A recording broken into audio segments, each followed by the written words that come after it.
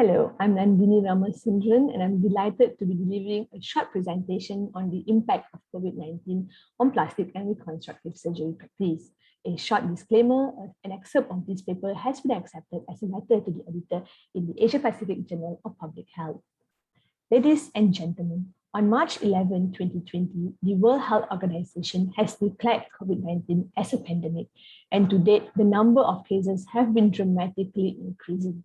It is without a doubt that every sector in the world has been implicated by this pandemic, and plastic reconstructive surgery is no different as we deal with patients of both trauma and oncology.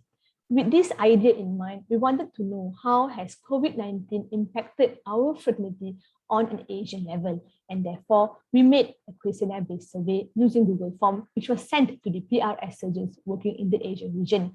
The link was sent either via WhatsApp, LinkedIn, or email, and the data gathered was then tabulated into an Excel sheet. Our survey had 30 questions, both multiple choice questions and open-ended questions, and we divided our survey into 3 subdivisions, which includes demographic data, how was work prior to COVID, and how was work during COVID. And this research was conducted after obtaining an approval by the Malaysian Ethical Committee. So how was our results? We had a total of 59 participants from 18 different Asian countries, and 22 out of which were from Malaysia. 61% of our respondents were from the Southeast Asia country. And during the time of this questionnaire, almost 60% of our respondents were in the green Dawson scale. We had a very good mix of participants working either in the government hospital, private hospital, or university teaching hospital. In terms of inpatient, 91.5% surgeons agreed that there was a change in the management of inpatients, including earlier discharges, self-dressing at home, the use of modern dressing, and drain management at home. The use and role of telemedicine between physicians of different disciplines were also increasing. In terms to subspecialties providing services, we use something called the OAI, or Outbreak Activity Index, where we wanted to measure the residual activity that was being performed during the pandemic, comparing it to how it was prior to that, and we multiplied it by 100. So we could see a surge in the number of burn surgeries that was conducted during the pandemic, while some other services were not being performed at all. So our outpatient clinic were no different. From our respondents, 8.5% claimed that their clinics were running at normal capacity, while 60% of them said there was a drastic reduction in the number of clinic loads. And 9 out of 10 participants said there was some sort of a local guideline given to them to ensure safety of both healthcare workers and patients altogether. Most hospitals, clinics, healthcare facilities provided protective gears for their healthcare workers. However, the number varies in terms of country and also type of protective gear provided.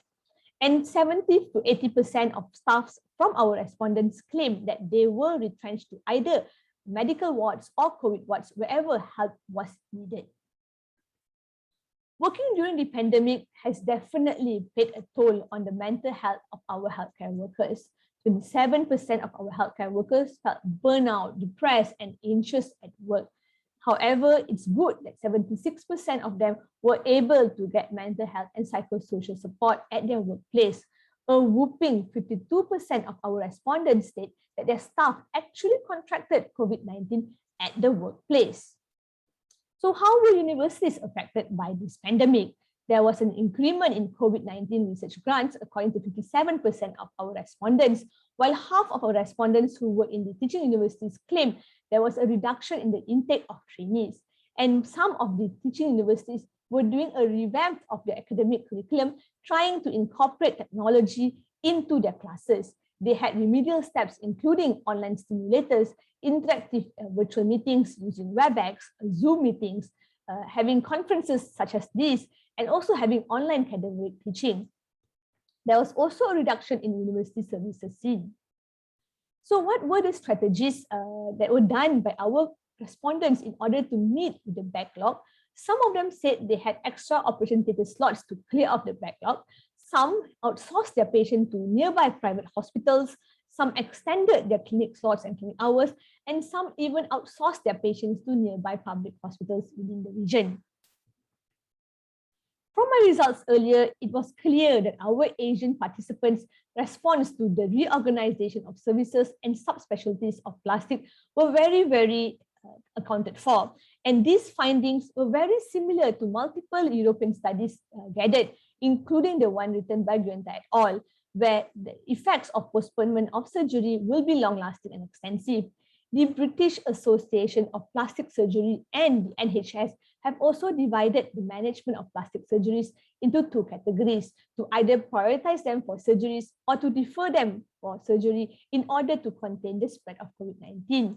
The CDC has recommended for full PPE in both patients who are confirmed with COVID-19 or even suspected COVID-19 patients.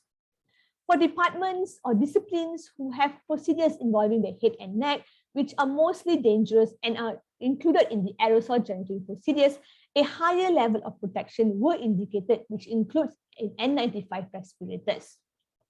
So what were the Malaysia's strategy in combating COVID-19?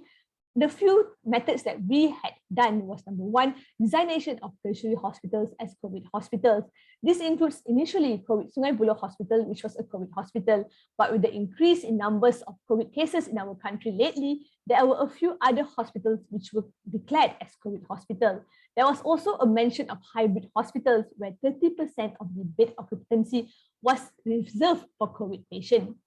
In terms of OTs, tertiary hospitals have designated and dedicated COVID OTs. Therefore, COVID positive patients have a separate OT altogether. Last but not least, the role of technology and internet connectivity has definitely played a pivotal role in the healthcare system, as there are many more teleconferences and also MDT, multidisciplinary meetings, done on a weekly basis. Teleconferencing has helped us physicians in order to actually shorten the hospitalization period for patients who require complex surgeries. So in patients of such, we have chosen teleconferencing as a method to share knowledge, to share plans, to actually provide a less invasive surgical intervention for the betterment of the patient, and also shortening his or her hospitalization in order to prevent them from contracting COVID-19 virus. In conclusion, it is without a doubt that multiple subspecialties in the PRS fraternity are not providing services during this pandemic. It is important and crucial for local policymakers to ensure that healthcare workers have proper access to mental and psychosocial support, as these people are the main pillar in combating COVID-19. The use of technology should be fully utilized in improving telemedicine and teleconsultation, and hopefully the use of telemedicine and teleconsultation can reach to many more rural areas far ahead. So with that, I bid farewell and thank you very much for your attention.